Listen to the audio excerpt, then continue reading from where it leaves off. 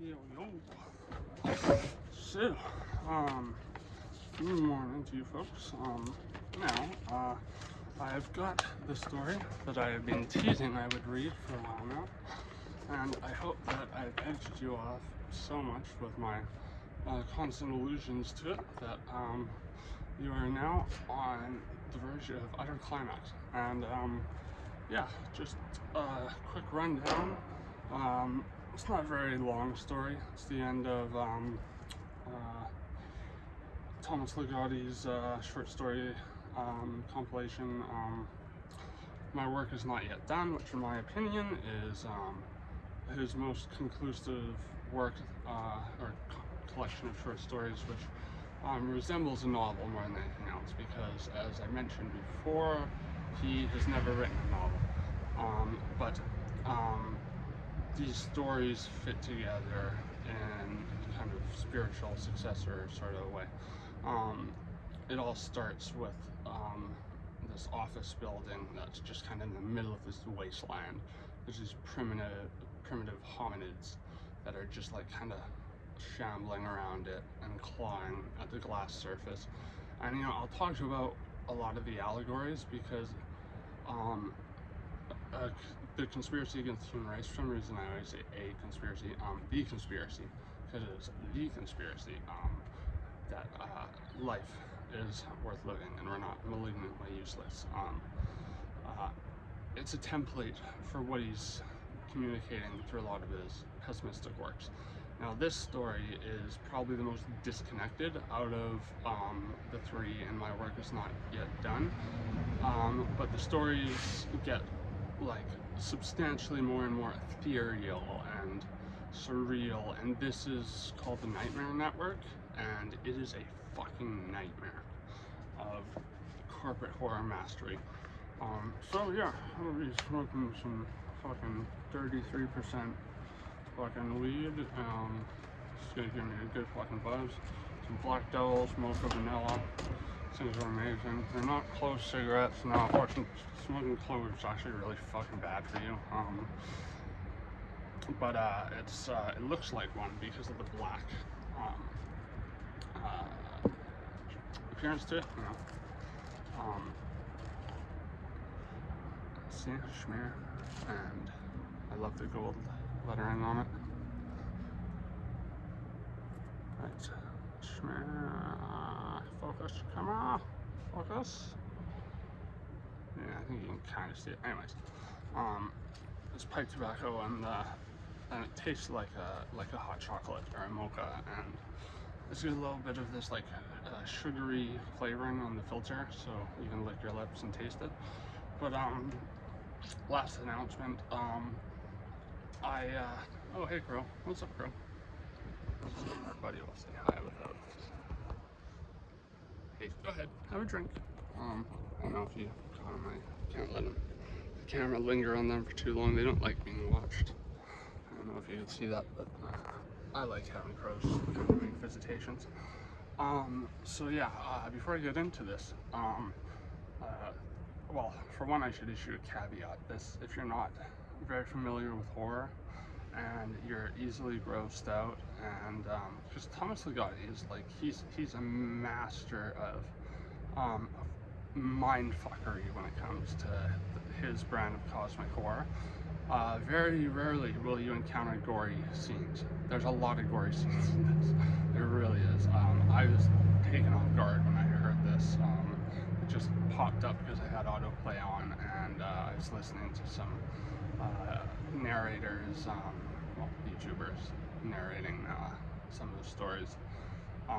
But yeah, I tracked down a copy and I'm gonna read it. And yeah, last thing, I told someone I would do a re-upload of the 40 Hits of Acid trip, and I tried to do that yesterday, and my phone fucking la-di-da ran out of memory right as I was like getting to the end of it, and it's a very hard story to revisit. Like, the original video is almost unlistenable. I am kind of ashamed for putting that degree of just audio gobbledygook fucking out there, but it is a kind of traumatic story for me, so it's a hard one to revisit, but I will upload it soon. But I've been fucking at least edging myself anyways, I don't know about you guys, into this story, which again I think is one of the scariest out there. So, got my smoke, got my coffee, got my story, let's do it. The Nightmare Network by Thomas Ligotti. Classified ad. A multinational corporation is dreaming. We are an organization of more than 100,000 souls, full-time, and are presently seeking individuals willing to trade their personal lot for a share of our dream. I love that vague language, like that's very corporate. And oh yeah, I'll talk about his unique views on cosmic horror and how I see cosmic horror, because I think it's a lot more profound than people who only have a surface level understanding of it make it out to be. But I'll get to that. So, entry-level positions are now available for self-possessed persons who can dream, who can see beyond the bottom line to a bottomless realm of possibilities. Our enterprise is now thriving in a tough global marketplace and has taken on a life of all its own. Taken on a life all its own. Weird sentence. If you're a committed, focused individual with a hunger to be part of something far greater than yourself, our door is now open. Oh, come on. Your life not be a nightmare of failure and resentment. Join us. Outstanding benefits. Really? Really fucking now? God damn it, I'm sorry about that. Your life not be a nightmare of failure and resentment. Join us. Outstanding benefits. An opening scene, dawn in the rainforest. Sunlight begins flickering through the green luxuriance and appears here and there as radiant pools upon the soft, dark earth. A tribe of hunter-gatherers lies sleeping near a shallow stream. The camera pans from one inanely tranquil face to another. Thus far, no noises of any kind occur on the soundtrack. No rustling in the underbrush, no burbling of the shallow stream, no screeching from the rainforest animals. While surveying the sleeping tribe, the camera moves in for a close-up of one hunter whose face is anything but inanely tranquil. It is not even the face of one who lives in the rainforest. Although the man is practically naked, and a sharpened stick is lying within reach of his sleeping form. His skin is pale, and his hair neatly styled. Now his features are becoming more contorted, as if he's experiencing a nightmare. He seems to be talking in his sleep, and thus far there are no noises of any kind on the soundtrack. Finally, the silence is broken by the spasmodic drone of an alarm clock. The eyes of the hunter suddenly open and stare in panic. His pale skin is running with sweat. The alarm clock continues to sound. Orientation video A. Pretty, dark-haired actress in a business suit is standing amid a maze of desks, talking to the camera and expertly gesturing. The occupants of the desks are seemingly oblivious to her presence. At the end of the video, the actress smartly crosses her arms over her chest, fixes a stern expression on her face, and utters the corporate motto which introduced the video. As the title, "Think Again." As she continues to stare into the camera, the scene around her begins to change. Shadows drift about the maze of desks, and the faces of all the employees become rotten and corroded, as if they are being afflicted with leprosy. In fast motion, one by one, they rise from behind their desks and succumb to the strange, fidgety conniptions of a danse macabre. Under the stress of these fitful, brittle movements... Oh yeah, actually, before I continue, this story's going to get a lot more graphic than that, so, yeah. If you come out of this like, I'm traumatized now, don't say I didn't tell you, okay? Under the stress of these fitful, brittle movements, their limbs break off and fall to the floor, where the shadows move in to devour them. This fucking sound keeps moving to devour me every time I try to enunciate the beginning of a sentence. Like, Just watch. I'm telling you right now, that's exactly what's gonna happen. And I'm sorry, because I had none of this. Every other day I said I was gonna read this, but fuck me, right? Under the stress of these fitful, brittle movements, their limbs break off, fall to the floor, where the shadows move in to devour them.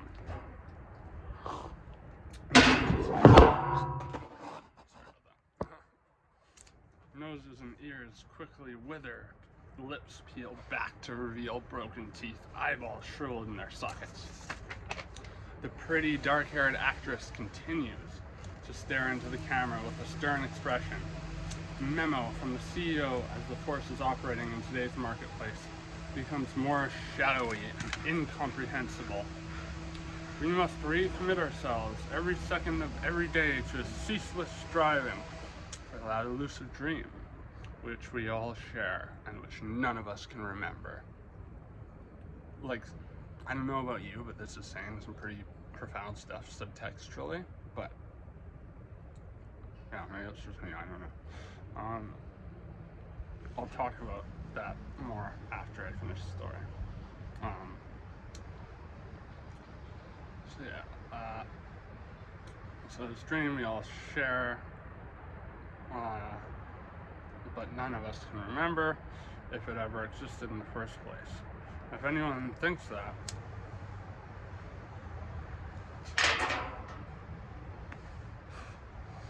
the world races towards the same elusive dream, our competition isn't fully prepared to gnaw off its own genitals to get to the promised land before us.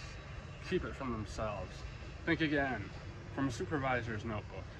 And if I were determined to live solely on the flesh of my own staff, with no access to the staffs of other surviving supervisors or any other personnel, the greatest challenge to present itself would be maintaining each of them in an edible state, while also regulating my consumption of these bodies. So he's like basically locked in this place with his dead co-workers as he's rotting away, and he's trying to figure out how he's gonna ration out the meat so you can survive in this labyrinth of fucking, oh my god. If you've ever done office work or like interacted quite a bit with shitty temp agencies that will ultimately fold and fuck you over consequentially, like, you can relate to this a lot. And even just seeing like the self-cannibalizing of media outlets, you know, left, right, you know, YouTubers to live TV, you know, you see things like infighting, conflicts of interest, all this stuff, causing these people to throw their oh so dearly held fucking ethics out the window because of, you know, maybe their inability to admit they were wrong once in a while, or, you know, because, you know, money is more of a swaying factor in that field than, you know, stuff like truth and trust. And, you know, why have those things when you can sell the illusions of them quite well? Anyways, just a little commentary.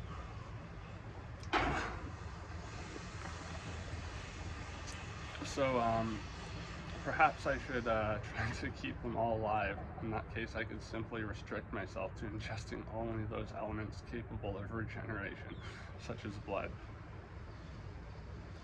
So they're not quite dead, they're just rotting away. Perhaps, which, you know, is pretty obviously like, yeah, if you're working an office job, it's like you might as well be rotting away. Hey, even living is kind of rotting away in its own way. And then we talk about regeneration, this, regeneration, that. Yeah, well, what about all of the, like, fucking, like tens of thousands of dead cells we shed every single fucking day? How about every fucking hangover you have making you feel older than the last? You know, regardless of what you're taking, just anything that can give you a hangover. But in any case, I think the allegory is pretty obvious, but I also know where he's coming from, and not just philosophically, like, you know, he's a pessimist, obviously. I've talked about him a lot because he has written, in my opinion, a definitive book on pessimism and guide to the allegory of short stories, the conspiracy against human rights. Anyways,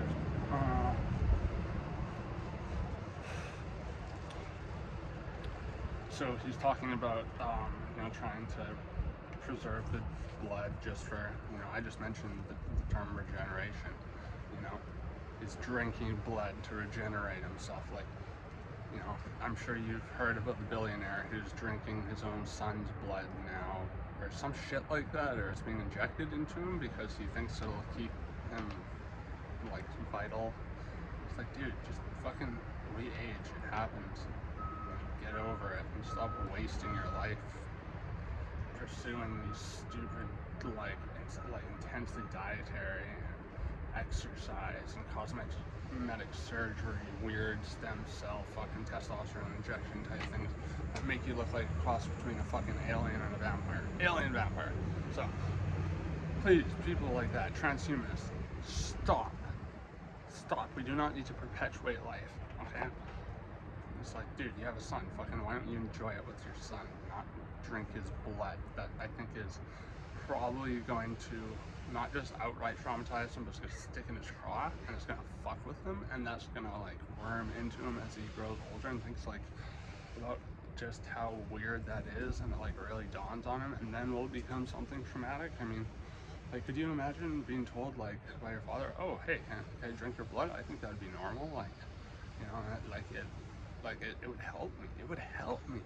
If you're refusing, you're not helping me here. To stay alive, like, you know, I'm just assuming that was the reasoning. That was the discussion they had. But I could be wrong. I mean, I'm sure it's probably in that ballpark, and I would say that's, like, unequivocally like gaslighting and manipulation. You know, forcing survivor's guilt upon your own son so you can stay young. Just take some Viagra and fuck off. Probably boils down to him feeling like he can't get as much of a chubby as he used to. Anyways.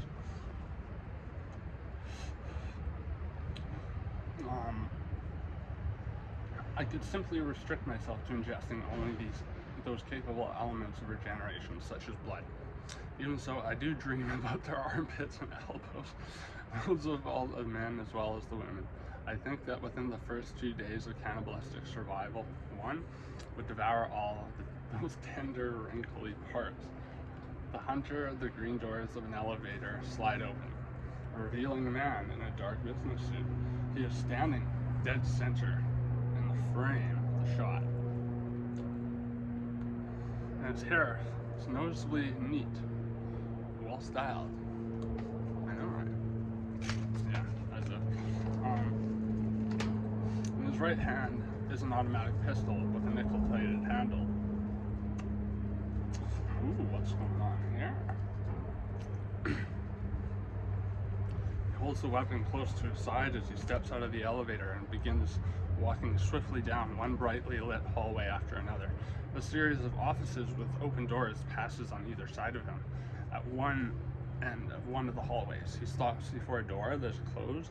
He removes a security card from the inside pocket of his suit and pushes it into the thin slot beside the door.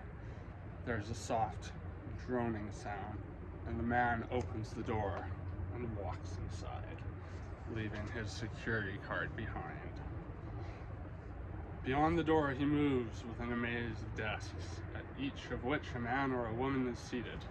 The man stops at the center of the maze, which now seems to spin around him like a carousel. Cacophonous music and a waltz time begins arising in the soundtrack, becoming louder and faster as it approaches a painful crescendo.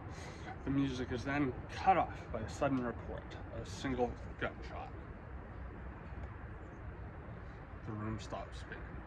The man lies dead within the maze of desks, his skull shattered, pouring blood upon the floor.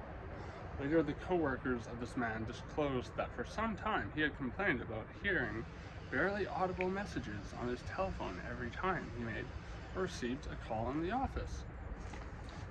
One of the officers of the company merely shake their head in condescending sympathy. That's such a great term for that kind of like hollow, like, yeah, sorry for your loss. What was their name again? You know, like, I don't know about you, but Thomas Ligotti just seems to hit the nail on the head with everything. Like, you know, just like there's so many like it's like he's telling the stories of the various fates of people in, you know, different positions within these companies. Like that guy sounds like he was a security guard of some sort, and he went in and he experienced like the nightmare equivalent of like an existential crisis, and became so delirious by the monotony of being in that maze of offices like everyone else who is stuck in this like, you know, rotting stupor. So this is a place where time clearly takes on a different meaning, but it's as if like this guy was around coworkers who were, you know, similarly just kind of rotting in place every single day, and then finally couldn't take it anymore and blew his own head. That's how I see, like, you know, the translation to objective, and by objective I mean consensus reality, what we like to call reality.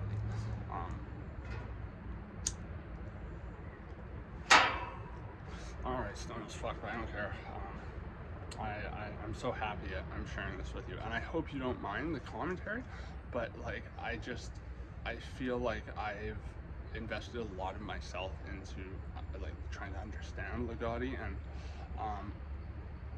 these allegories just jump off the page for me, and I think they're important because they do say something about society, you know, so, or the nature of suffering, human existence, all that good stuff. That's it. Fucking hell. I'm cursed. I'm cursed. I swear to fucking God. No, I'm just clutched. Okay. Don't worry. Classified add to major supercorp in the process of expanding its properties and market base has limited openings for approved labor in domestic and offshore sites, real and virtual. So yeah, you'll notice that this has no, and I enjoy this, like, personally, this has no semblance of a linear narrative. It is a bunch of segments that are kind of interconnected, and that is, you know, and each sequence, just, yeah, because I want to, instead of just making one point, I want to make a dual point here. And each sequence, he is mastering, like the metric of good cosmic horror, and how he's doing that is he is telling his story in a very fragmented way, but you can tell that each thing is nebulously kind of connected. There is a connection, but it's not laid out for you, and there is obviously a force at work that, you know, to me anyways, is like allegorical, and knowing Ligotti, I think he would agree. There is something trying to be said between the lines here. I mean, this is a story he wrote after quitting an editing, or being an editor at a publishing house for 25 years, so quinky dinks? I think not. Yeah, like, getting that sort of like non-linear timeline narrative within a short story too, to be effective and cohesive, and to have this looming weighty presence. And because of that, well, those two factors, there's a high level of unpredictability, and that creates this kind of visceral suspense. And I think that visceral suspense only comes from a few places, and that's, like, for me anyways, very impactful cosmic horror, and certain philosophical thought experiments, and some philosophical ideas. But I think like the weight of the things that are said subtextually, the messages he is trying to write with the images, which is, a very hard thing to do. It's a very hard thing for me to comprehend as, a visual learner. I have written stories, books, but like, the way he does this is absolutely baffling. Like, go look up Kurt Vonnegut's Shape of Stories, and you'll see that like almost every story is the same thing. It's just like mostly bound by time. It's a trajectory of like characters kind of doing all right. They meet someone they love, see a prospect, but then there's competition and everything goes wrong for them. Slowly get their bearings back, and then beat the competition. And woo, they end up like at the end of the story, way up here. They're emboldened, they're better off, and yeah, you're getting none of that fucking shit here. But the reason most stories are like that is because, like that, even writing stories in that format, it's just a linear narrative, it's not very easy. Like one of the most impressive but unpleasant films I've ever seen is Irreversible, French extremist film. It is, I'm not gonna lie, 10-minute rape scene in it. It's pretty fucking disturbing. That's why I never want to see the movie again personally. I will watch scenes from the movie, but it is filmed from the very last scene, going back to the beginning of the movie. So, like end scene and then what happened before from start of that scene to the end. So it's not like it's playing it in reverse, but it does it super effectively, and it's like, that boggles my mind how that level of organization when it comes to minutia can be done. And I think it's like, it's more than just a collage. It's more like almost like mathematical, and like how, or I guess surgical would be a better term, in terms of like how the links are made, but they're not overtly stated in the story. Anyways, I just thought that was something important to point out. If you don't like me fucking interrupting stories like this, I'm sorry, listen to someone else just reading the story. I think these exist to be talked about.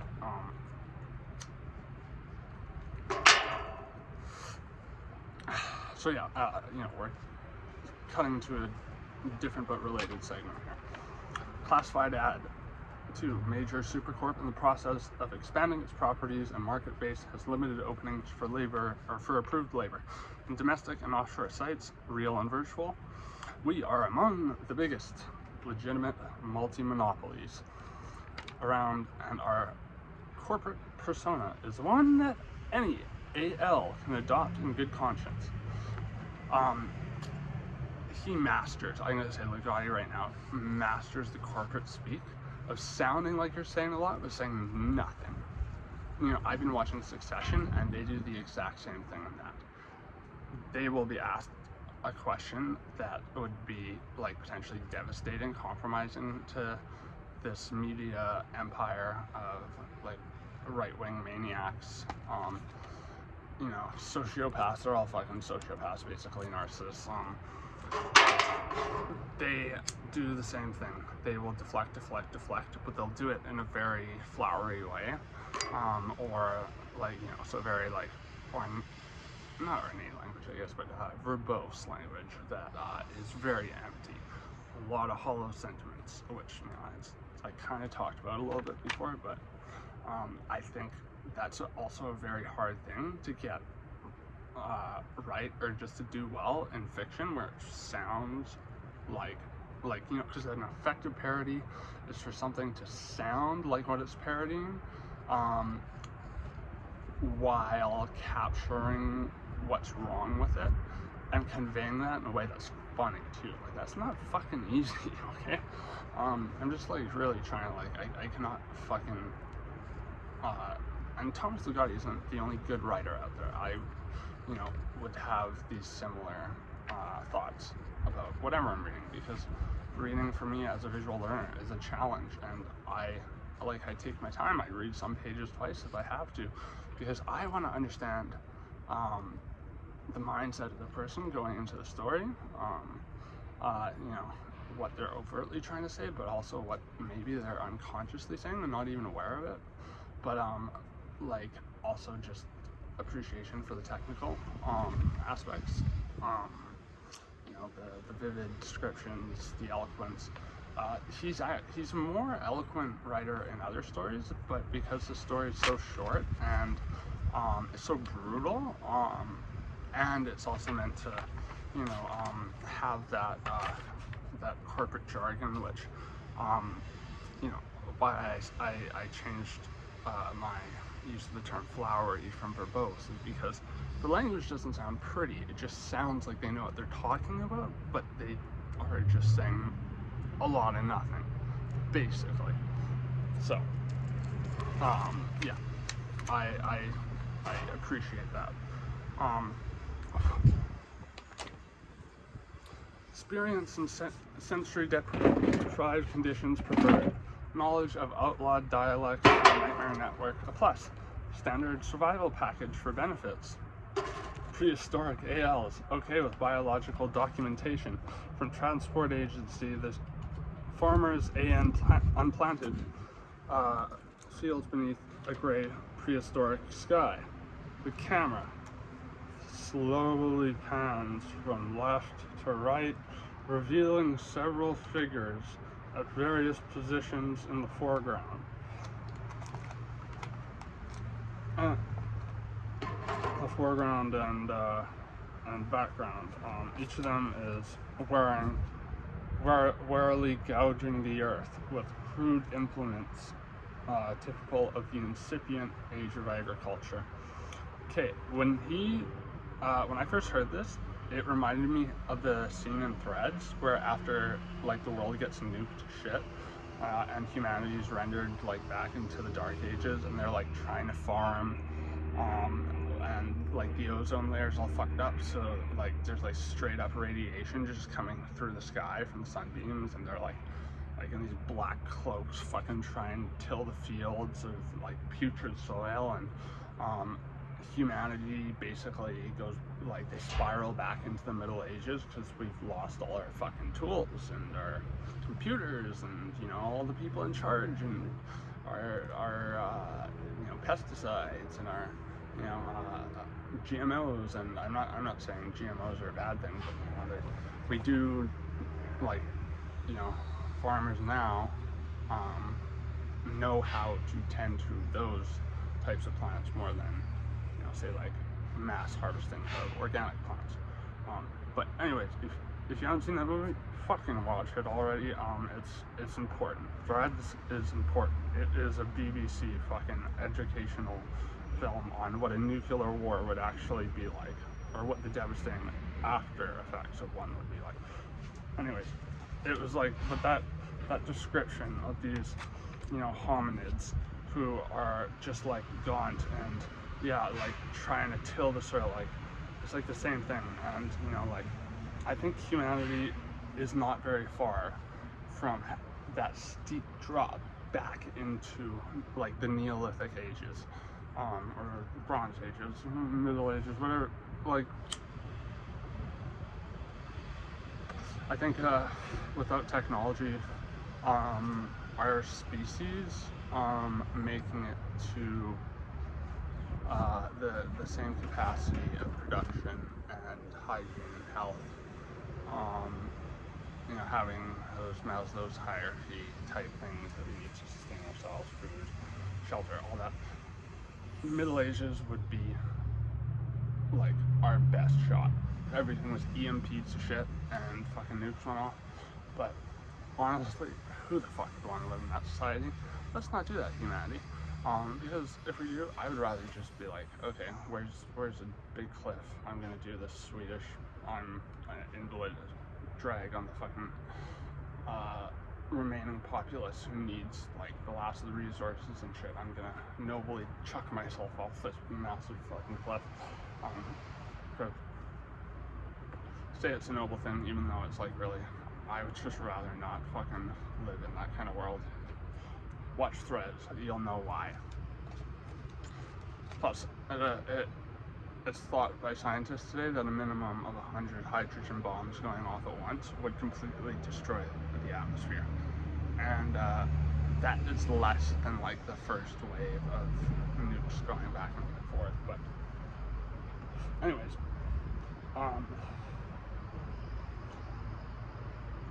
they are clothed in tunics made from animal hides, which are tattered and filthy. Their long hair and weaselly beards are matted and lice-ridden. The camera pauses for a long shot of farmers and field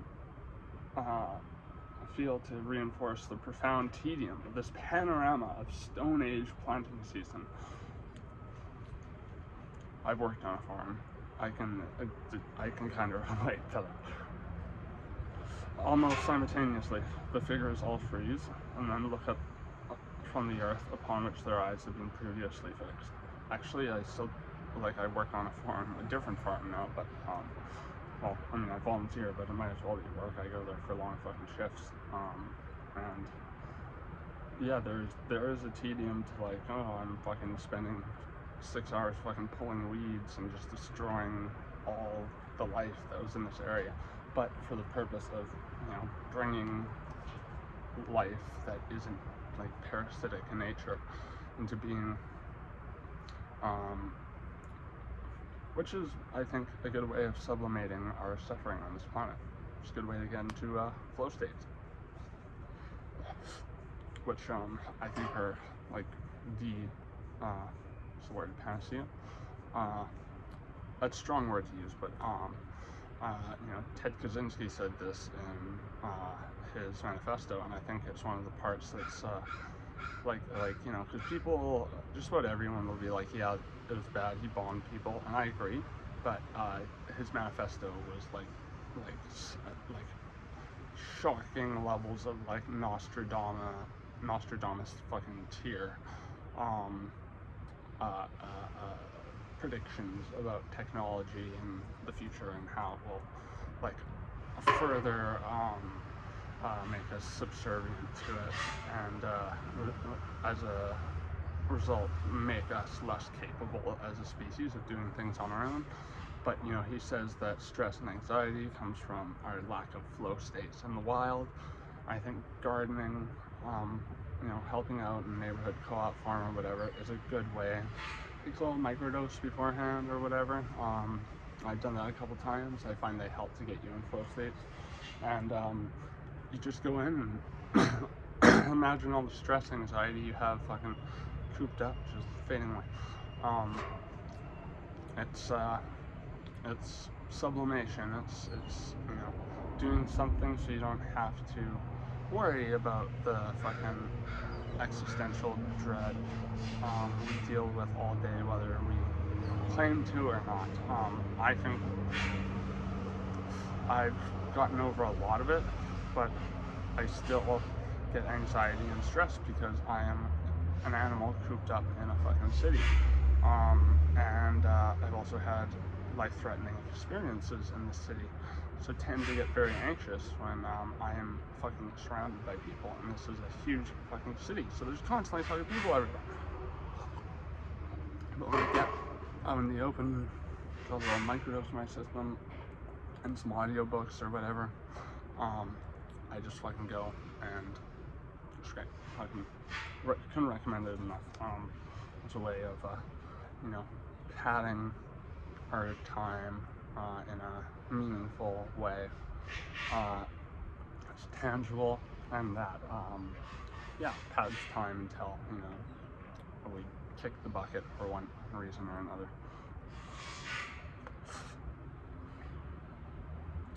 Even the dead bodies are, oh wait, let's see, I missed part. Shafts of greenish light begin to shoot out from sorry, I fucking lost my place there. Bear with me. Fucking just imagine the dial-up sound in your head right now. I'm sure that'll make it less annoying. Almost simultaneously, the figures all freeze, and then look up from the earth upon which their eyes had been previously fixed. What they have seen is this greenish glowing dome that now hovers over the field and has closed off its perimeters. Some of the farmers begin running about in panic-stricken hysterics, while the rest fall to the ground unconscious or dead from the shock of the inexplicable phenomenon. The ground unconscious or dead from the shock, some of the farmers begin running around in panic-stricken hysterics, while the rest fall to the ground unconscious or dead from the shock of the inexplicable phenomenon, which, given their quasi-feral instincts, they perceive as an overpowering menace. Shafts of greenish light begin to shoot out from various points of the dome, seizing upon each of the farmers and levitating from high above the field. Even dead bodies are captured and carried from the inner surface of the dome. The field now stands empty. The primitive farming tools lay abandoned on the ground. Superimposed on the scene, the following legend appears.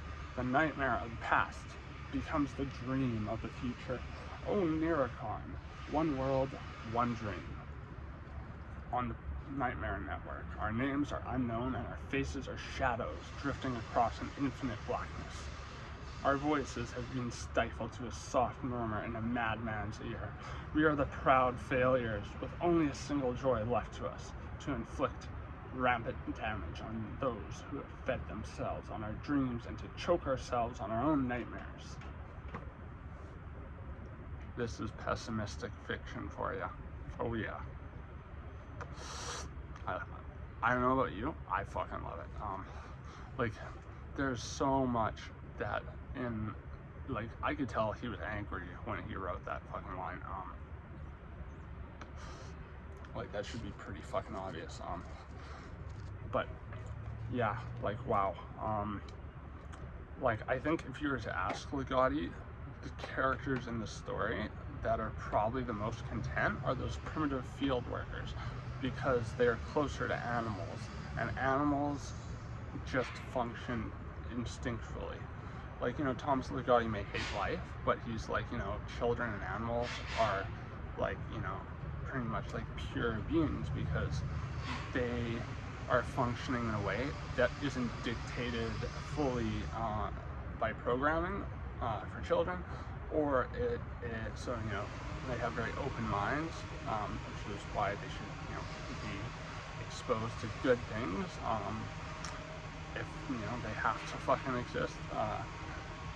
But animals are the opposite. They are functioning on perfect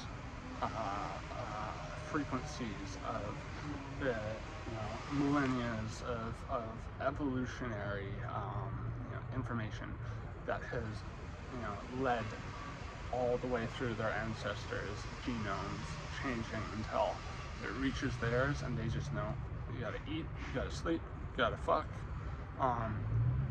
They are, in a way, and even, you know, like Hindus and Buddhists say things like this, where, you know, like, animals are revered for, you know, in their school of thought, let's just call it that, which,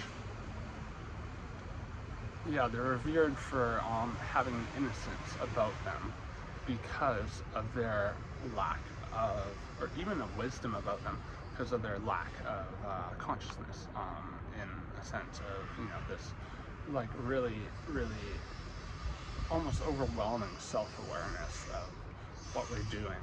You know, how real that awareness is debatable, but it feels pretty fucking real, and they clearly don't experience it in the same way. You know, you may disagree, but I would probably counter with your disagreement coming from a place of insecurity, because we like to project qualities of ourselves onto, you know, stuff like animals, pets, what have you. we like to see their little personalities when their actual personalities are probably a lot different than we think, probably a lot more mechanistic, because they are, you know, primitive like we once were. I would say we are on our way to like almost de-evolving because of our over-reliance on the one thing that gives us prominence over the animal kingdom, and that's tools and industry. Well, one and the same, right? You know, think of it in the wall, the fucking hammers doing the march. Anyways, just my opinion on what the subtext is trying to say, and you know, if I didn't care what a story was trying to say, I wouldn't read it. Okay, I don't know about you, but I like to try and learn things from stuff that could just be fun and cool. Especially since this is, I believe, the third time I've read this story, I'm like more inclined to comb through the subtext for various meanings and messages. And if you have any interpretations of your own, I'd love to hear them. I know this is probably like frantically fucking paced, because I'm jumping in and out of narrating to telling you what I think it means, but I hope I'm being cohesive. Again, this is not a inherently cohesive story. It is in a very vague way, and that these segments feel connected, but again, they're not directly, definitively, or I guess specifically would be a better term, connected. But yeah,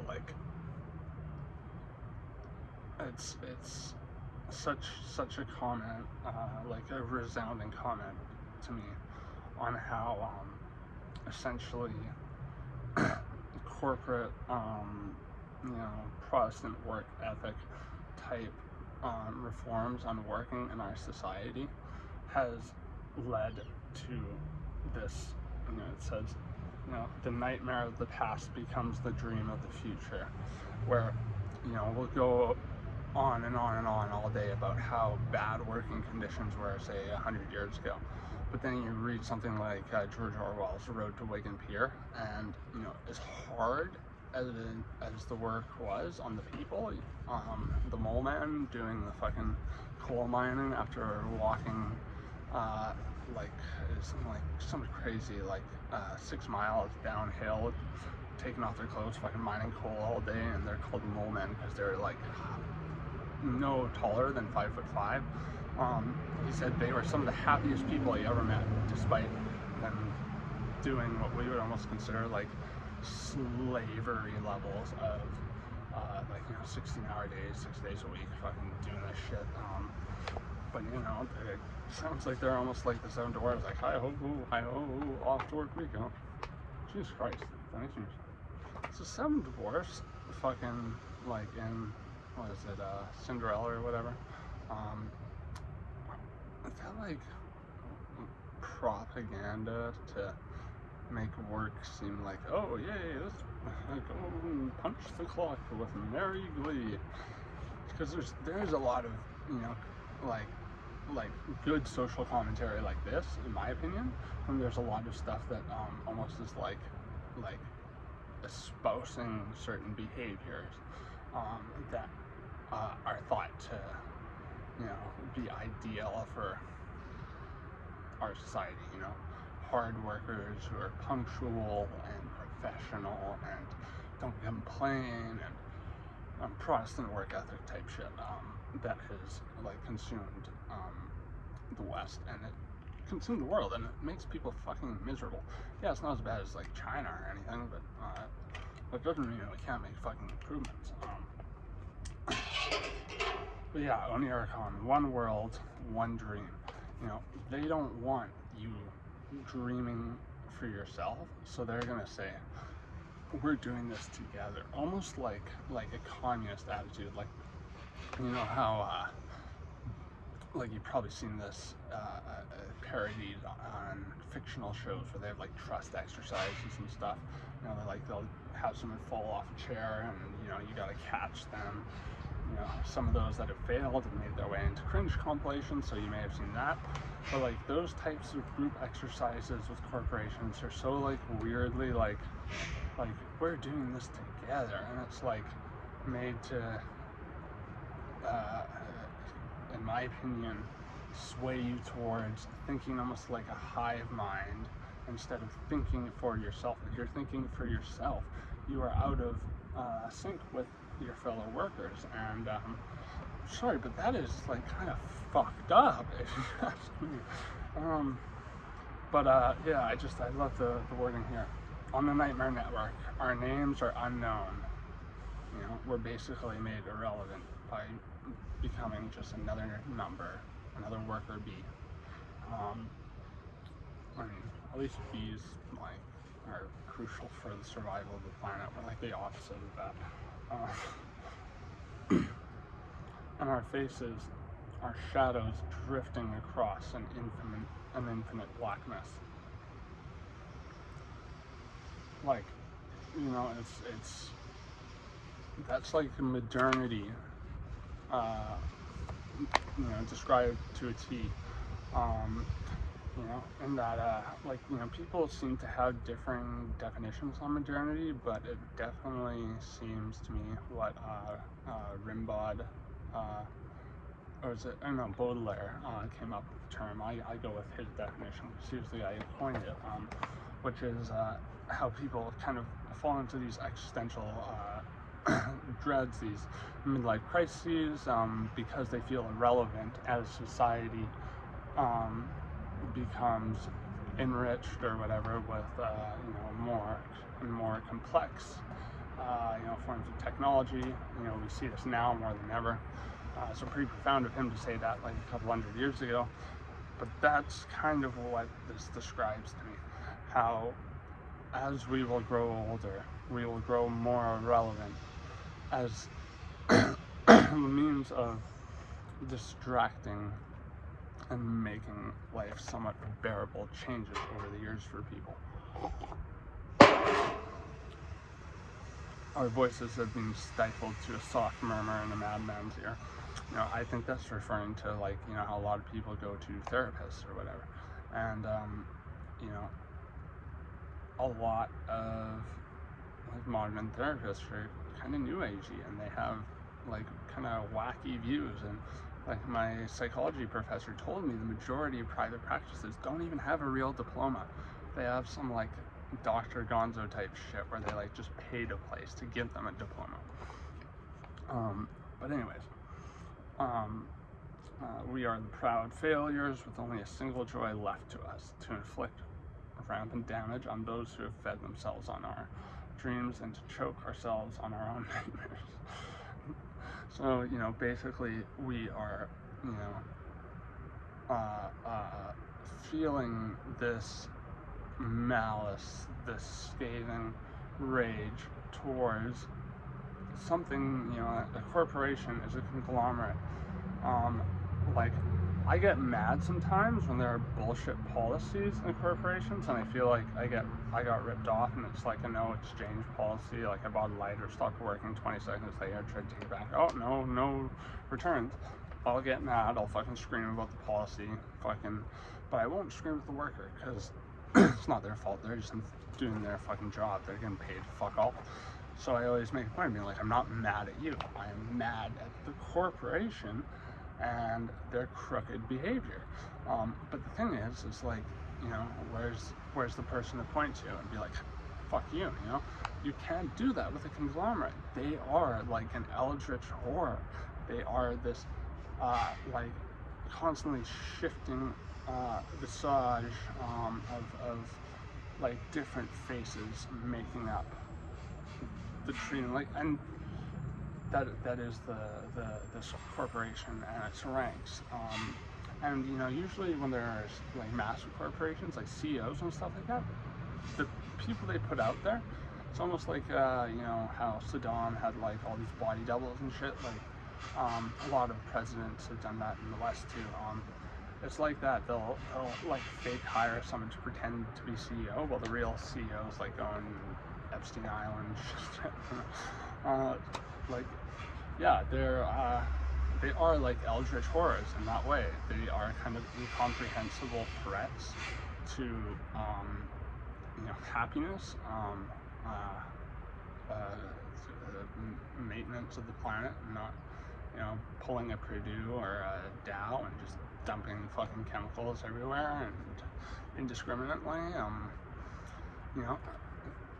They're pretty fucking evil, and I hear about third world evils, tyrannical governments where they are very overt and will just straight up kill you if they don't like you.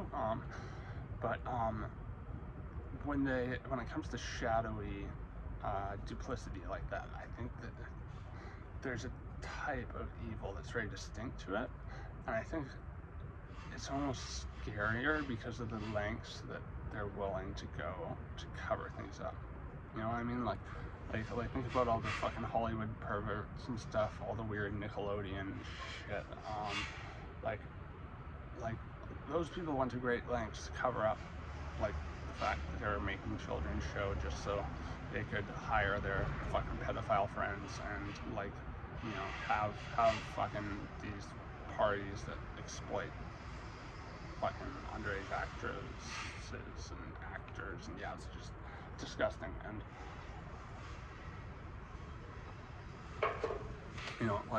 and it wasn't a coincidence that Kevin Spacey, all the people who were going to testify against him, were murdered right before they were about to testify. So I think they all had civil cases against him. But that's very that's corporate evil. And it's similar to what I'm talking about here. But the most, I think, overt example that people would be familiar with. If you work in an office or something, or have, you probably understand exactly what I'm fucking talking about, but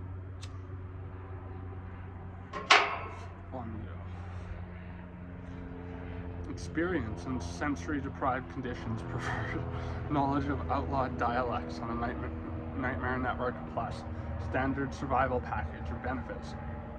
Prehistoric ALs, okay with biological documentation from the transport agency. The farmers, an unplanted field beneath the gray prehistoric sky. The camera slowly pans from left to right. Oh wait, no, I already read this. I'm sorry.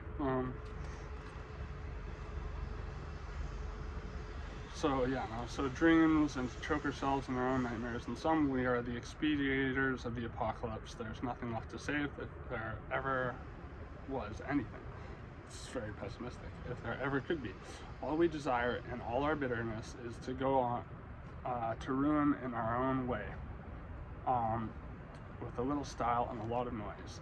The harvest, the main grid at Security Central indicates that there is a crisis situation in subcube 606, which is located several hundred kilometers below the ground.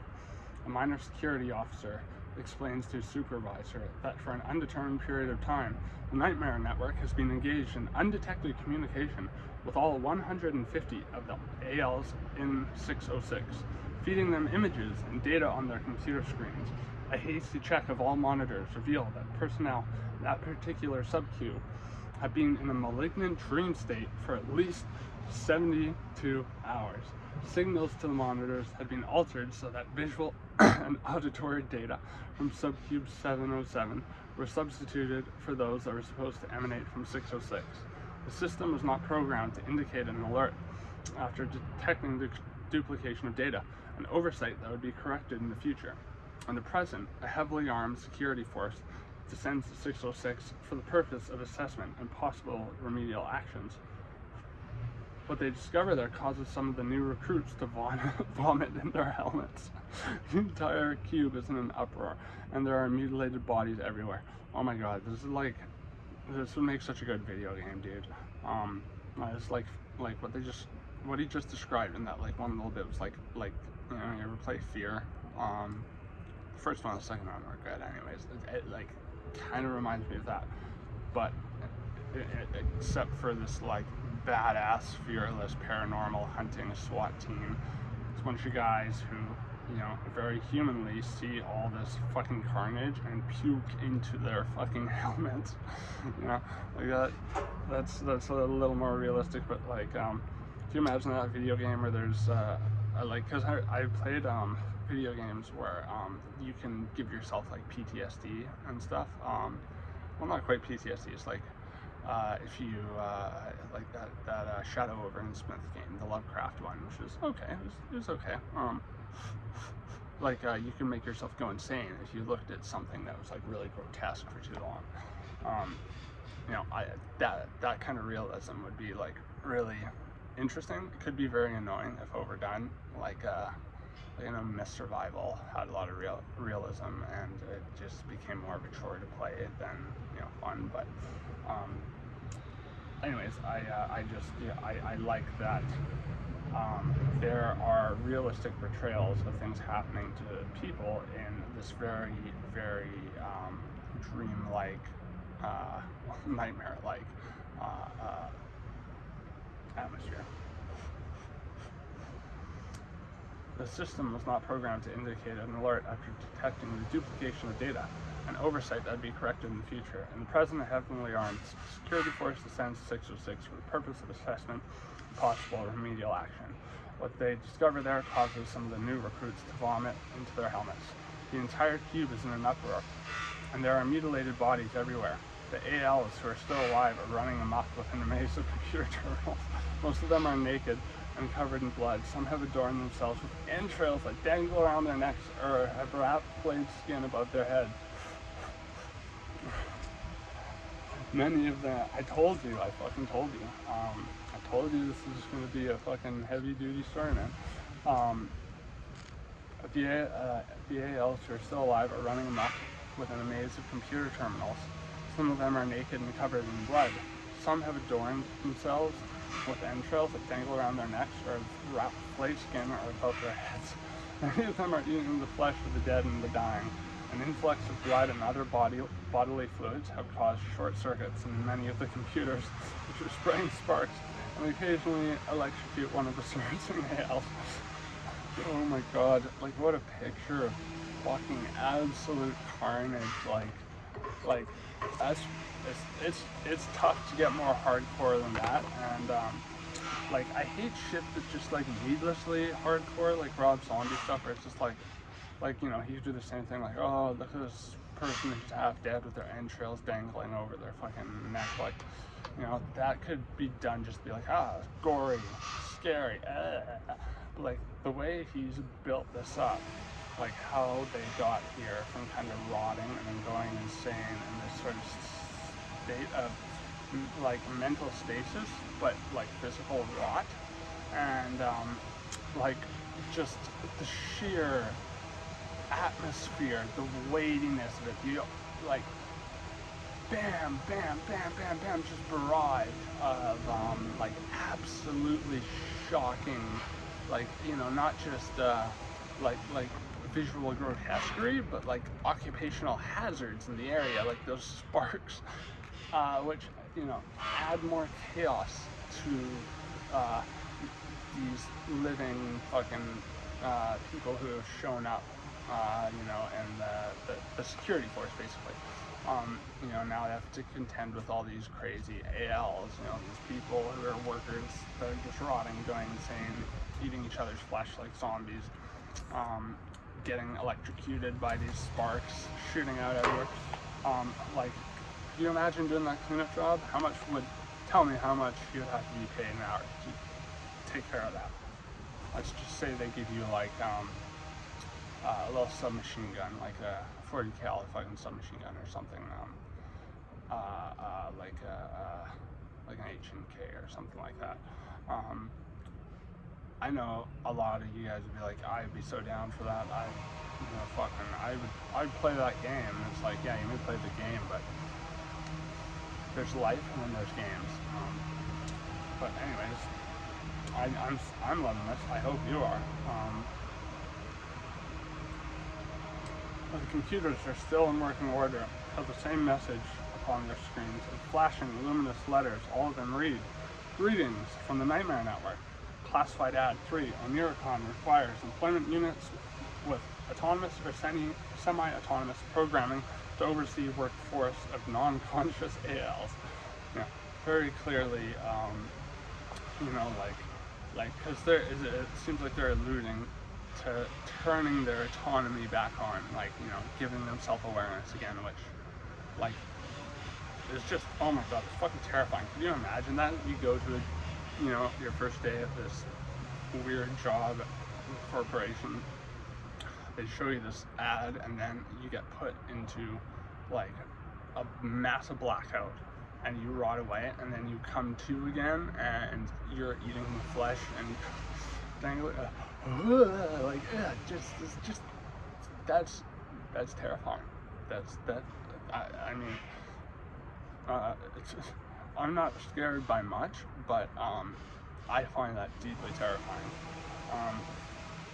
Not just because of the overt description, but because of the subtextual one, that in my opinion is, what if you stumble into a job you really, really think you loved, or you're gonna love and be passionate about, and you find out it was maybe even worse than the last one you had, which you hated, and that process just continues and continues, and so you start to just become numb to everything, and then you wake up one day and realize, holy fuck, I just haven't been living, I've been on autopilot, which is a natural response to the Protestant work ethic, in my opinion.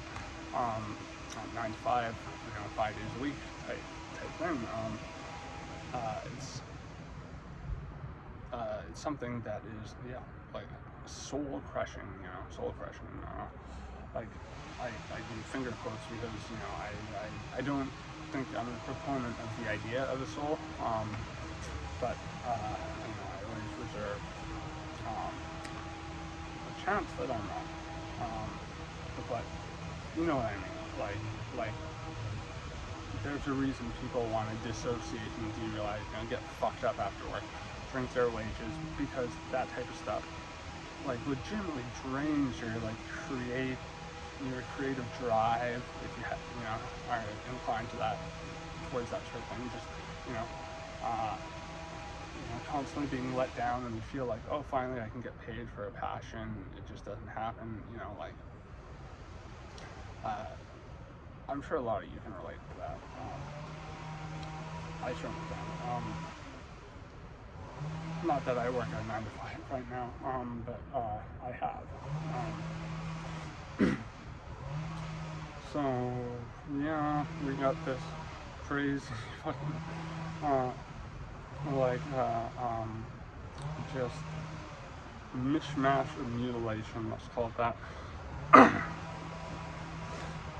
In flashing luminous letters, all of them read, "Greetings from the Nightmare Network." Classified ad 3 on Aircon requires employment units with autonomous or semi-autonomous programming to oversee workforce of non-conscious ALs. Some contact with non-cons or their semblances may be involved. Visual desensitization or nihilization for all EUs paid for by Aircon. So basically, saying, you're welcome. We basically desensitized you to having a good time. No charge on that one. Remember, there are no bad dreams. If there is only one dream, there can be no outlaws where there is only one law.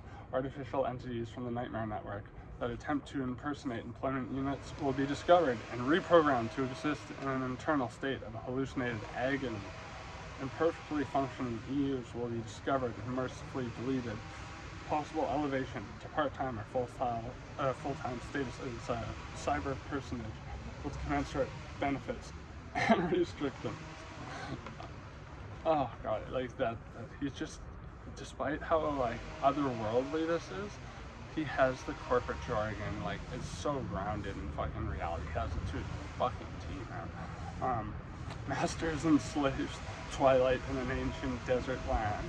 The slaves have all been gathered before an enormous semicircular pattern, or platform, I think.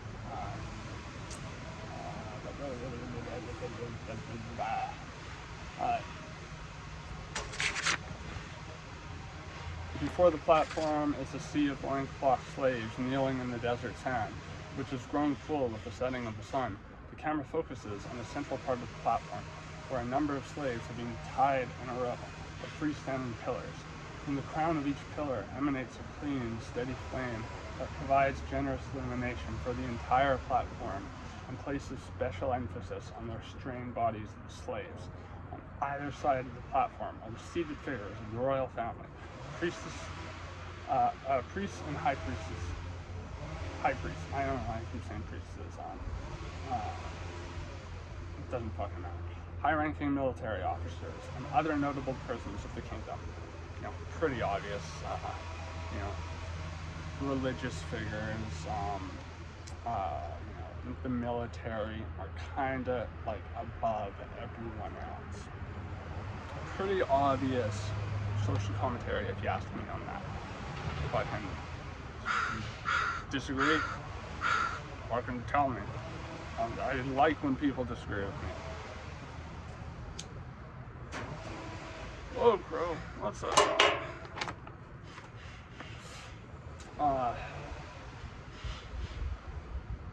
And yeah, of course, royal family. Fucking royal family. Get fucking bent, royal family. I hope they're all on that fucking plane and that plane just fucking explodes in the sky. And that's including, like, the excommunicated members. Like, Jesus Christ. Talk about a fucking dredge on the system. Those motherfuckers have been living in their fucking castle, spending billions of taxpayer dollars on their fucking weddings and shit.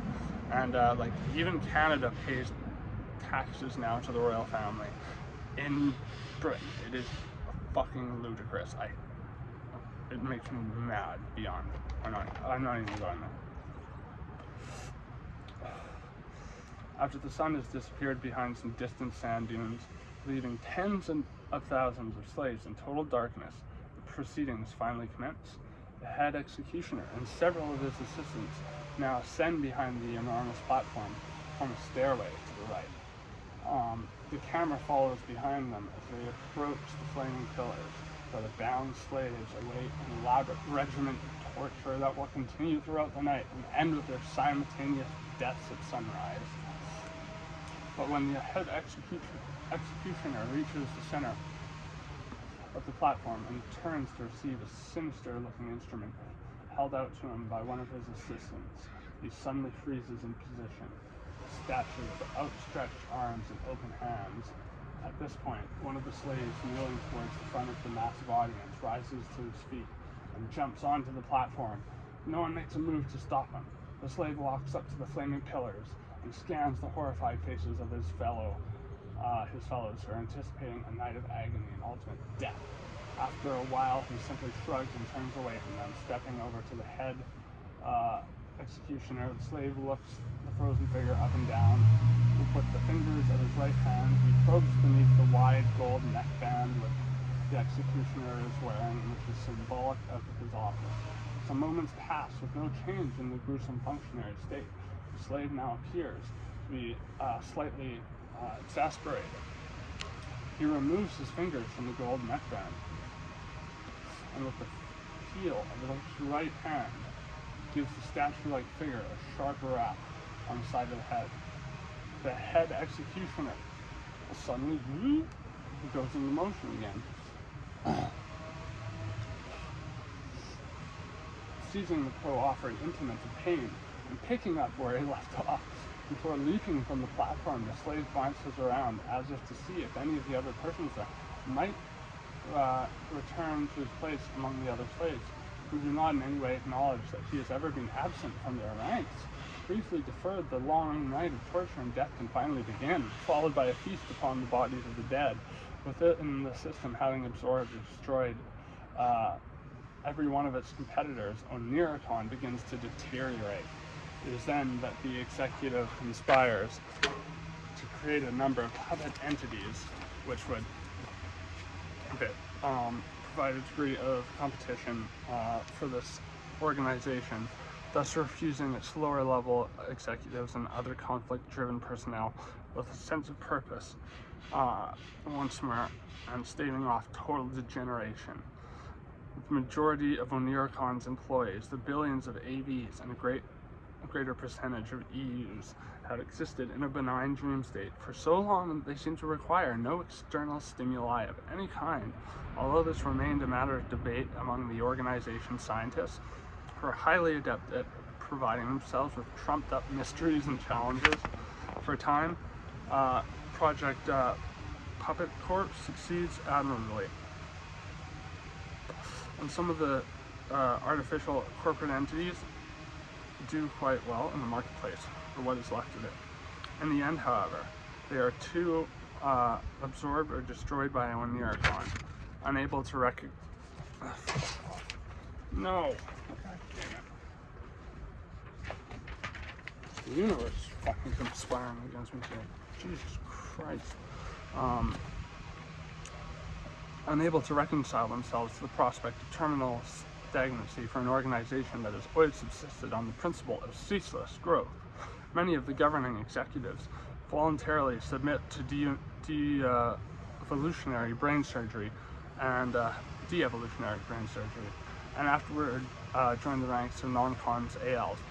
Others have themselves transported to the distant past, where they become slaves of society governed by automatons, thus affording their competitive spirits with new objects of resistance and a low point of orientation from which they can once again work their way to the top. Okay, there's a lot to fucking talk about there. I hope you don't mind. With the slaves who were being tortured overnight by the people who came down from on top, they had an executioner sent by the military men, religious men, what was the other one? The royal family, or the royals of the world, sort of thing. To be royals, well, who knows?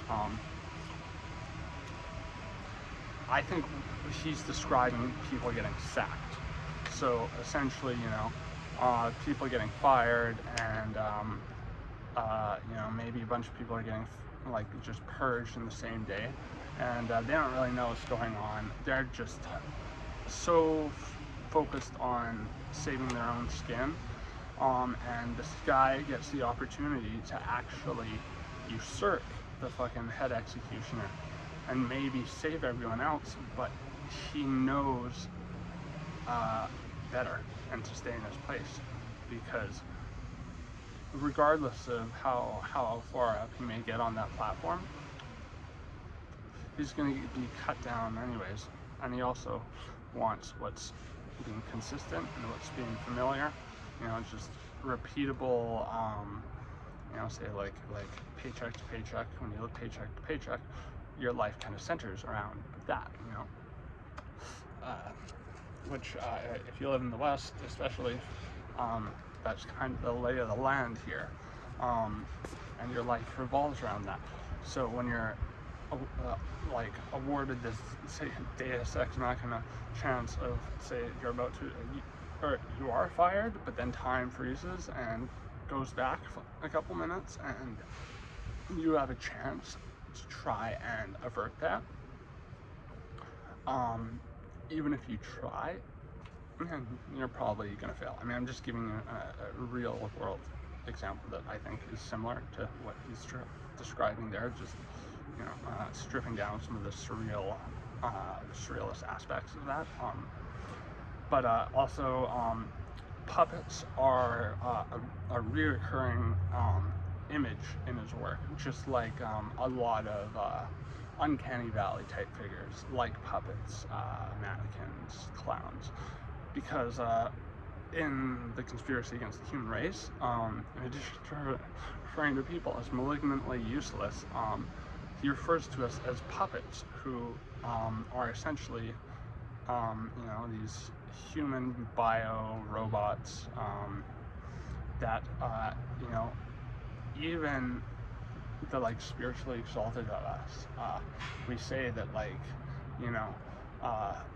there is some sort of destiny, there's some sort of power beyond us that is pulling our strings, and Ligotti makes the claim that yes, there is something pulling our strings, and that is an enduring mystery, but it really shouldn't be seen as a good thing, because it's really not. It's taking away our notion of independence, and he says it's our programming pulling the strings, and we want to ascribe notions like God, the collective unconscious, whatever, something that gives some meaning to just being a human puppet. So he uses puppets a lot in his stories, because he explicitly calls us puppets in the conspiracy against human race. Just giving you some context here. Unable to reconcile themselves to the prospect of terminal stagnancy for an organization that has always subsisted on the principle of ceaseless growth, many of the governing executives voluntarily submit to de-evolutionary brain surgery and afterwards join the ranks of non-con ALs. Others have themselves transported to the distant past, where they become slaves of society governed by automatons, thus affording their competitive spirits with new objects of resistance and a low point of orientation from which they can once again work their way to the top. So, basically how, if we're willing to admit it, for most of us, we kind of almost would like to just do something that is so easy, and requires such little conscious output from us that, but somehow still have us feeling like we're constantly moving upwards in our places of work. I think this is something that's true for the majority of people. I'd say that's probably even true for me. Everyone wants a cushy fucking job, but cushy jobs are not the ones you feel passionate about, not the ones you have to fucking fight for, in a way where you use this autonomous capacity that we have, or at least think we have.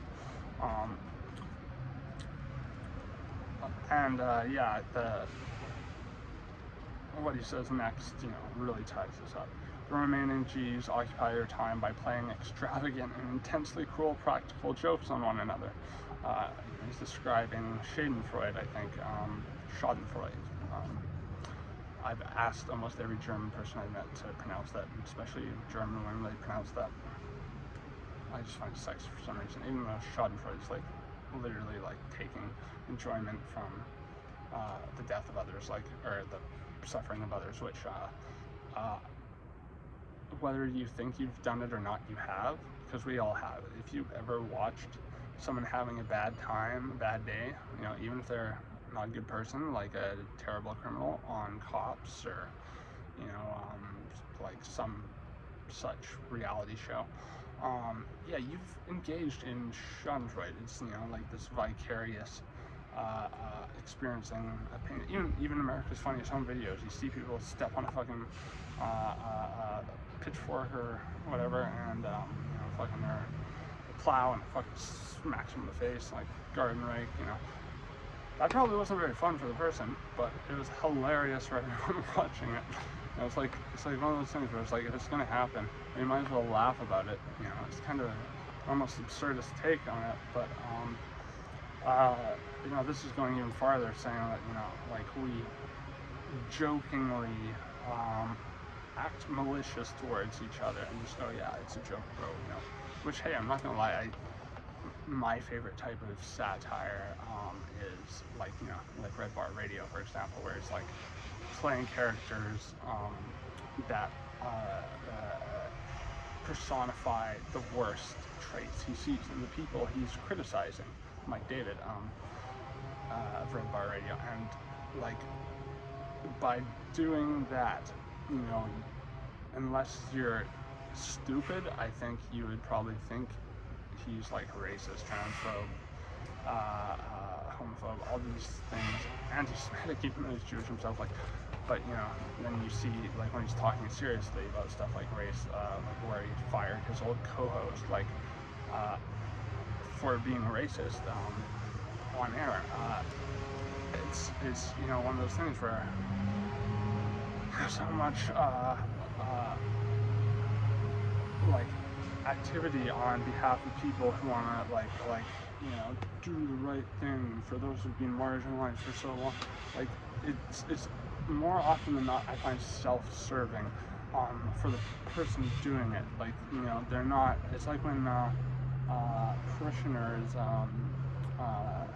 like my Mormon cousins, go to an African village and kind of half build a shitty like shanty shack that's like nowhere near as good as the fucking stuff that people living there are already building. It's like, you know, you could be giving them food or something that might actually help them.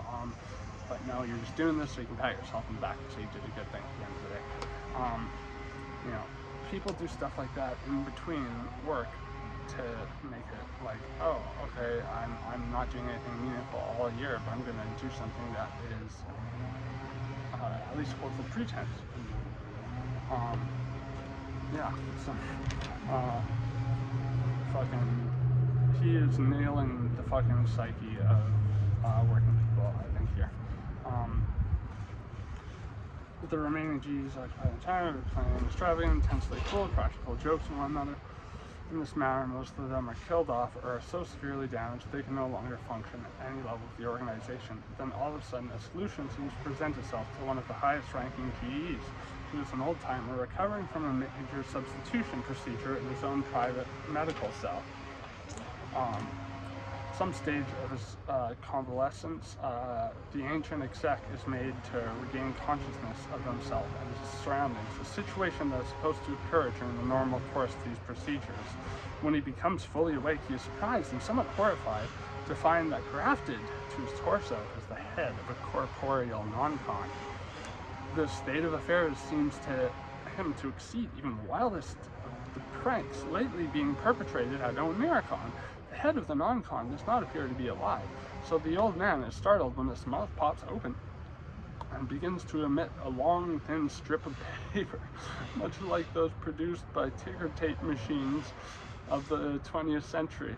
With an atavistic sense of nostalgia, the G picks up the tape and reads the words printed on it. These words are these: how about letting the Nightmare Network just have some fun? So now we're getting into kind of corporate infighting, and also how people, by doing stuff like the aforementioned example with the billionaire who spends his every single waking day just like hyper fixated on keeping himself alive for as long as possible. It's basically wasting the time he does have on the planet, seeking constant rejuvenation. You know, I think by substituting he means she's referring to sublimating, which is what I kind of described earlier, where, you know, like for example, I really am passionate about reading stuff like this and discussing it and dissecting it, and because of that I suffer less, and that is sublimation, where I at least am able to act like I'm not suffering while I'm doing this, because I'm so engaged in this I don't have to think about it. But then it gets to the point of this head grafted to his thigh that is constantly trying to keep himself alive. Like even people who get like Botox and shit, like, you know, they are doing something weird to their bodies. Even, you know, like even me taking modafinil or microdosing every now and then to hope that it's repairing some of my brain, like in a weird way. I'm doing that by hoping I can extend my fucking longevity, despite, you know, not having like a huge amount of prospects at my fingertips that make me go, oh yeah, I'm fucking excited for tomorrow and a month from now, and, you know, I'm excited for a year from now, because hopefully I'll be off the benzo taper by then, which would, you know, speaking on ending nightmare, but yeah, like it goes from, you know, all that sort of thing to this remediation of, you know, self, and both physically and mental, or at least doing everything we can to make us feel that way, only to have that bubble popped and intruded by, you know, for him, the head with that's just clacking out this you know, spool of tape, and this is how like corporations will like fall apart. Their motivations will completely change because when you are put in these like cloak and dagger, cutthroat environments where people wear smiles and nice suits, but they are out there to fucking fend for themselves, and they are there to fucking kill, fucking fuck the competition, fuck anyone who gets in my way. I'm going straight to the fucking top by any means necessary. And there are personality types who are just like that. So even in non-corporate environments, that sort of thing happens, and it can be like even churches. All the different branches and sects of Christianity are because of infighting. Like Protestants are because the fucking king wanted to divorce, like literally.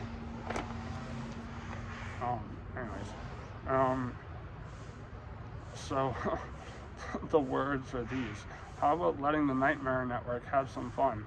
Possessing the innovative vision and the cunning genius of administrative life forms through the ages, the old governing executive claims, "We are saved," then he dies. Pulling no punches here. His body succumbed to the trauma incurred by its assimilation of the non-con's foreign tissue. Fortunately, a video record of this entire incident is preserved. The dreams of a double agent. There is considerable resistance at Oniricon to the proposal that your organization join forces with the Nightmare Network. None of the surviving G denies that the concept of a hostile merger with one's own anti-entity, corporately speaking, is a risky venture. This is exactly what I'm talking about, the balkanization of corporations.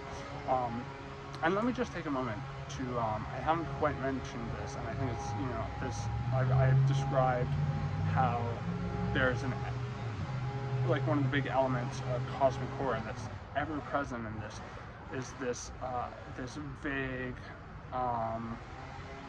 almost supernatural force that is creating these things to happen.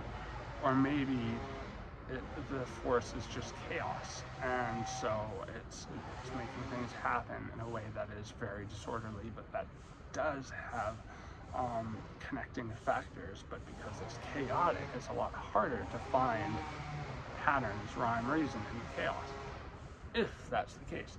But I think he does it very effectively, because he talks about these things like G's or ALs, and it doesn't tell you what they are. And he describes how the what did he say, anti-entity or whatever. But also literally is like, "We are saved," and he dies. Oh god. So just getting into this hostile merger on one's own anti-entity, corporately speaking. So like, this is exactly like what I said. It's like someone taking the reins of the company and then fucking off in their own direction. None of the surviving Gs denies that the concept of a hostile merger with one's own anti-entity, corporately speaking, is a rescue venture. On the other hand, admitting such a parasite into the system for the strict purpose of revitalizing aggressive impulses and inoculation, as it were, seems the only alternative to the progressive atrophy and ultimate shutdown with which the organization will otherwise be faced. So this is kind of like, like maybe someone starts a mom and pop fucking business, and it gets big, and now these people incapable of running a mom and pop business are heads, CEOs of a massive fucking corporation that have little stores everywhere that bear the name of their mom and pop store, and they have all of these people who are like, they hired because they knew they were good corporate workers or whatever, who are now just fucking trying to take it away from them, and then they have competition from rival stores that sell similar things, and they're just going, we're so done with this, we don't want any more of this, just fucking take us out to pasture, you do whatever the fuck you want with it. you know, kind of like McDonald's or whatever.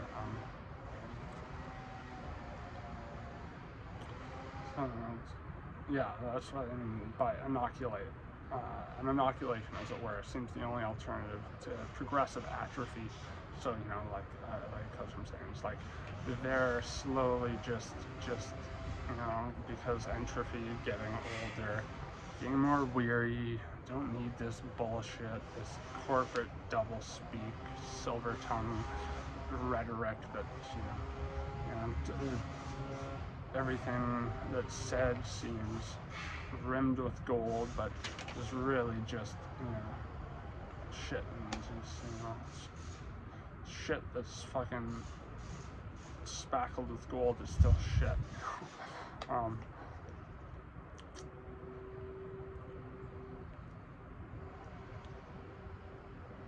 An ultimate shutdown with which the organization will otherwise be faced. It is therefore agreed at the highest level that all personnel at an Oniricon of every level and status of reality and consciousness will also be in the employ of the Nightmare Network. This initiative will in effect make everyone in both camps of these non-conflicting entities into double agents. In a telepathic memo, one of the most powerful Gs warns his peers, obviously there can be no sanction at Oniricon of our so-called merger with the Nightmare Network, since the sole purpose of this arrangement is that of a motivational strategy for our employees, both real and illusionary. Their organization certainly has no intention of becoming mother hog for an overpopulated system of deadbeat operatives, as well as their semblance, who are drawing an easy paycheck coming and going and everywhere in between, whether they try to pass counterfeit data through the Oniricon circuit or in form of their own semblance.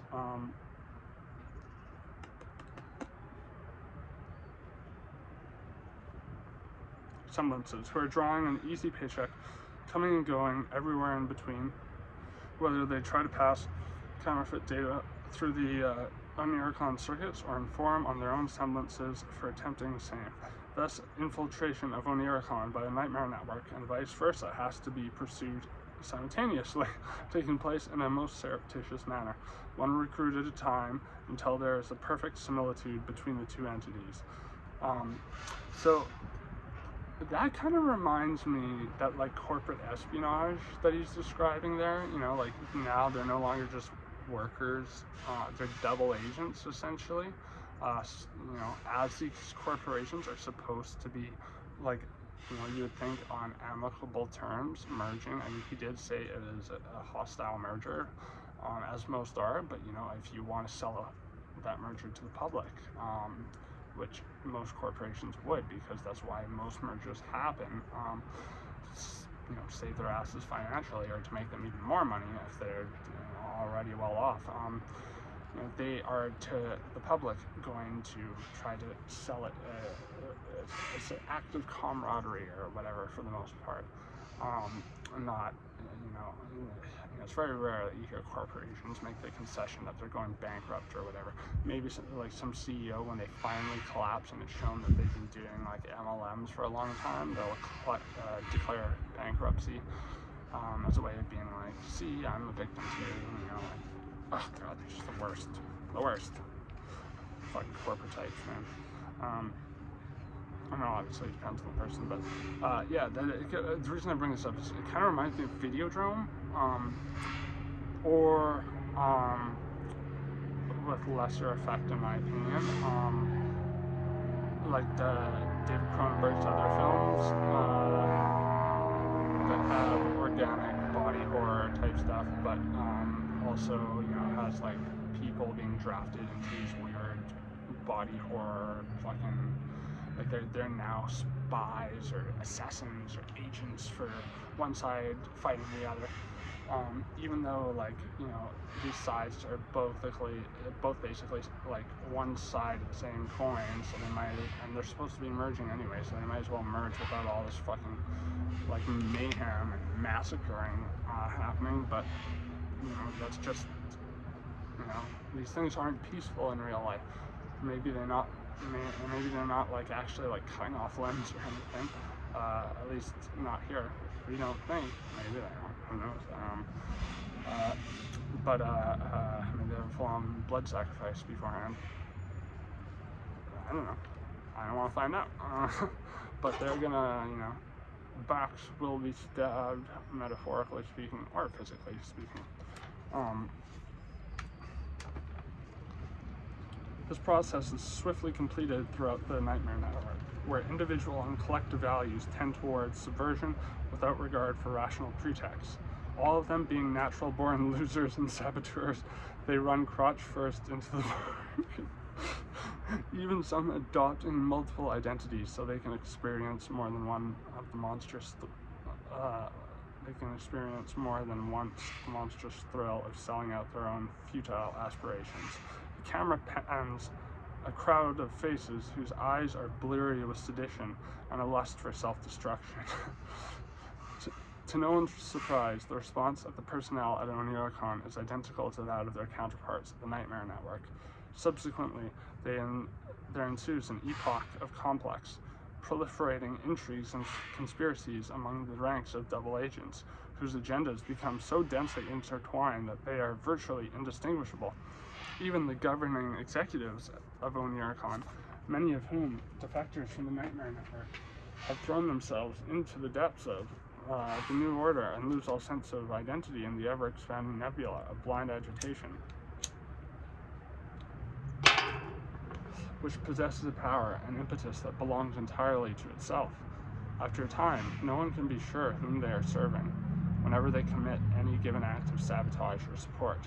There are no longer two distinct entities and a well-defined opposition. There is only a great chaos or confused purposes churning in darkness. Each entity is disappearing into the maw of the other, thereby realizing their most cherished dreams and worst nightmares of oblivion. At last, it seems, they will have changed to close the whole thing down. Classified distress signal, vast organization of delirious images and impulses seeking sustenance, input for its decaying systems. Whole data considered, including polluted discharges from the old Nightmare Network and after images of degenerated EUs and ALs and con, non-con, or Oniricon, total atrophy and occlusion of all circuits imminent. Next stop, the Nightmare Network.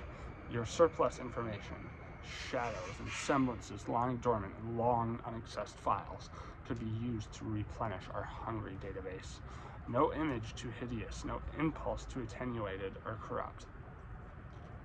Our organization has a life of its own, but without a steady input of cheap data, we cannot compete in today's apocalyptic marketplace. From rotting mutation, great illusions may grow. Don't let us go belly up while the black empty spaces reverberate with hellish laughter. A multi-dimensional, semi-organic nightmare is dreaming. The signal repeats, steadily deteriorating, and then fades into nothingness.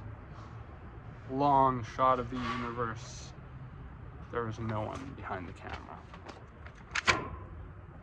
That's what I'm fucking talking about. See, that was a very short story. But I kind of liked that. I think it's almost whimsical that to this format where I will read something, and because this story is just such like a panoramic image of so many of these disconnected yet under the umbrella of this Oniricon corporation type of story, I think it works. And I like how at the end, I think what's implied is the company folds and goes through this very quick spiral where it's alluding to these saboteurs who are probably just normal workers, but the paranoia of the higher ups has them under the impression that they are, the greatest threat is being their own employees all along. And that could be true, but maybe not for the reasons they're suggesting.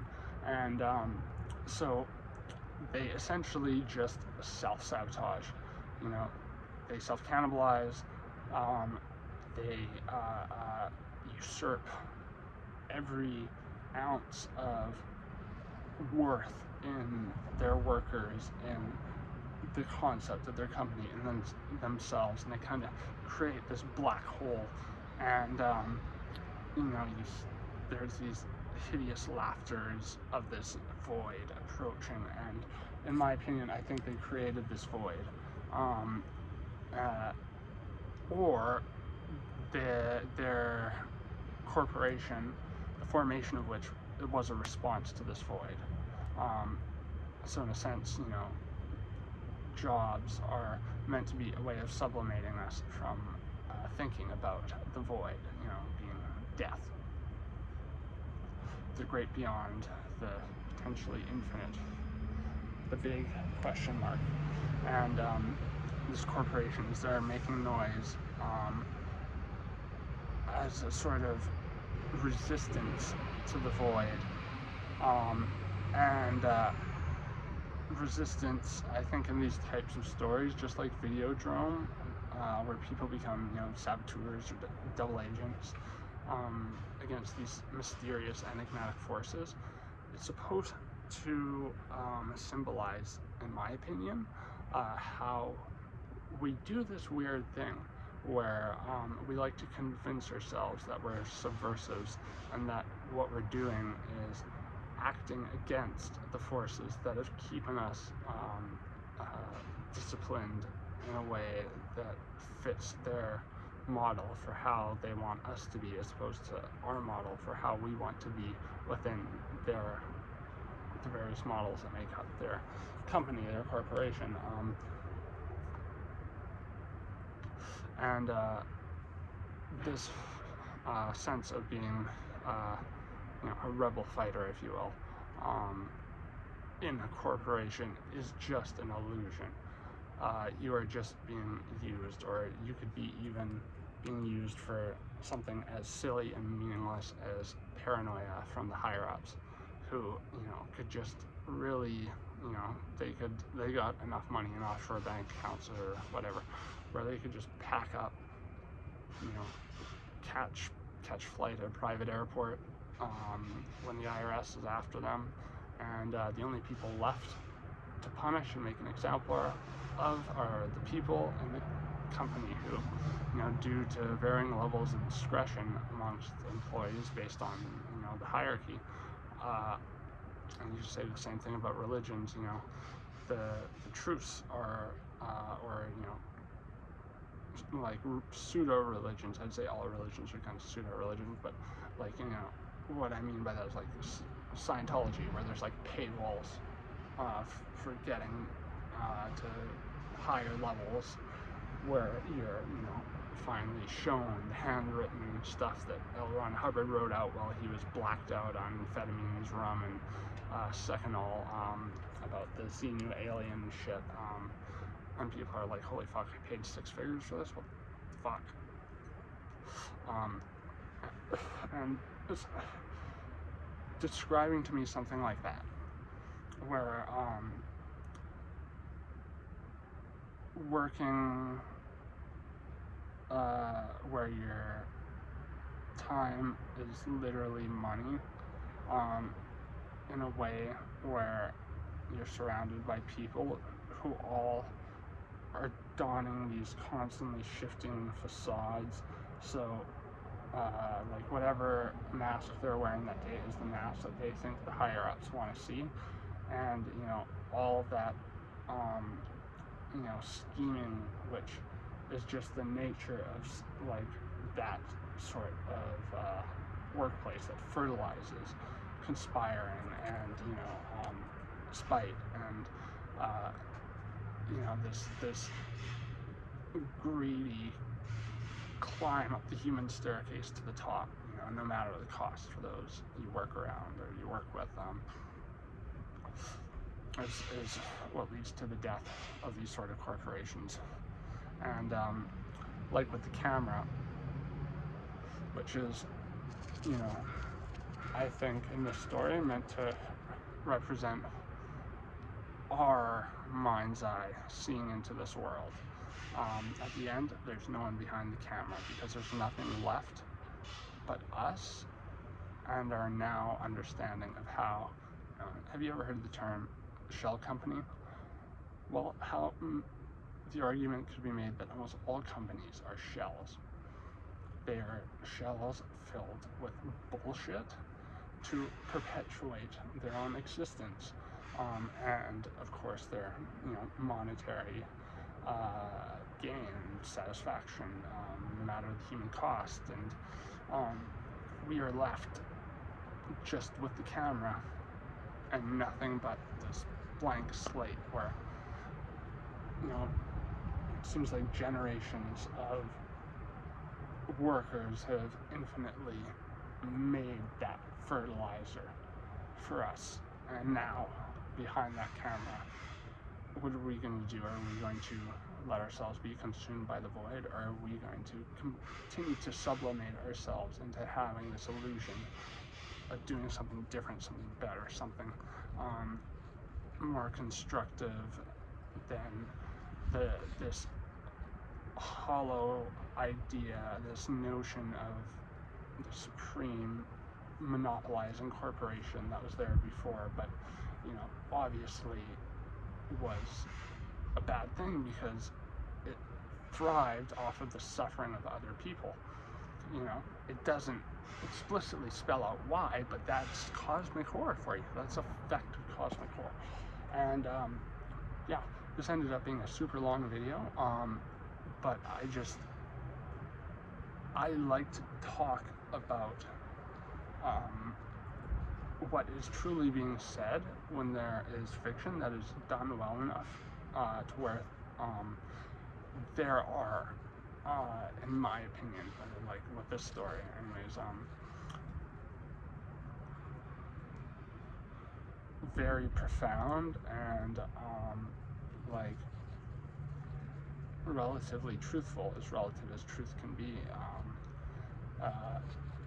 I'd say accurate is maybe a better term than truth.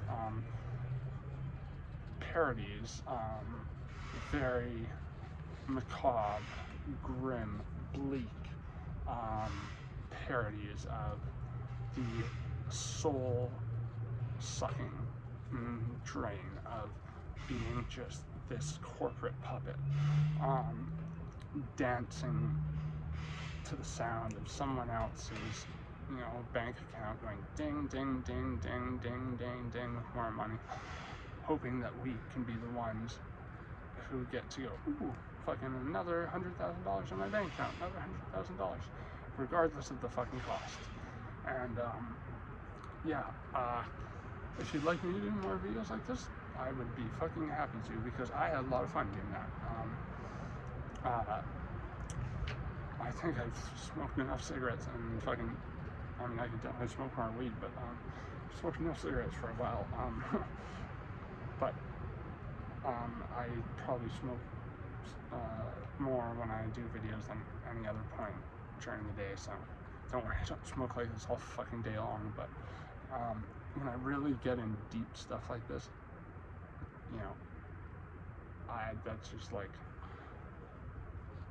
helps to pacify my more reptilian, if you will, I mean, not like I'm a lizard person, I mean reptile part of the brain, sort of sensibilities to, like fucking have a decadent this, a decadent that going on while I hone in on what's in front of me, and try to get a read while pacifying my more basal sensibilities, get an analytical read on what's going on.